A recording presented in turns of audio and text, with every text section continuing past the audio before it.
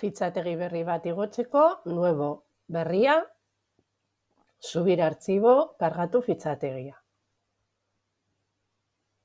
Orain mahai gainetik prestatu ditudan dokumentoen artean, hartuko dut bat.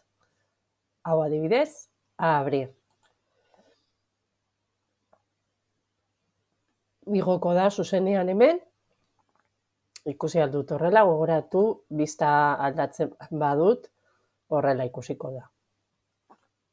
Bi fitxategi igotzeko, nuevo, subir artxibo, kargatu fitxategia.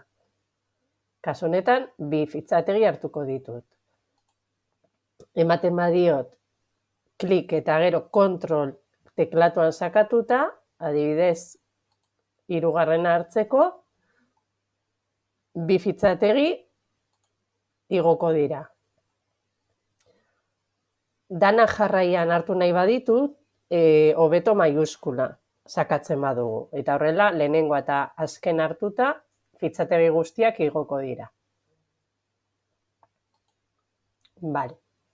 Orain, igo nahi badut karpeta oso bat, subir artxibo eman beharrean, emango diot subir karpeta edo kargatu karpeta.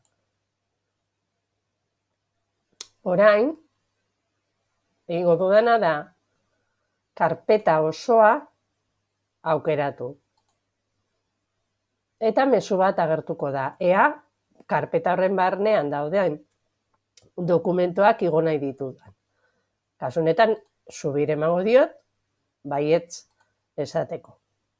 Orain karpeta osoa igo da, eta sartzen bagara barruan, 3 dokumentuak zuzenean igo dira, karpetarekin batera. Orain, nahi badut karpeta bat, edo fitxategiak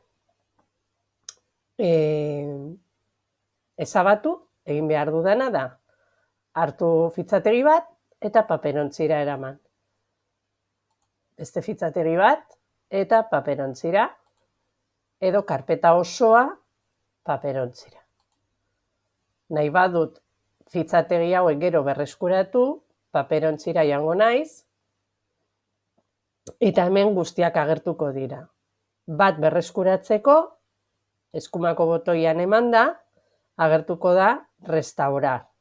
Eta ematen badio restaurar, berriro nire unitatean agertuko da.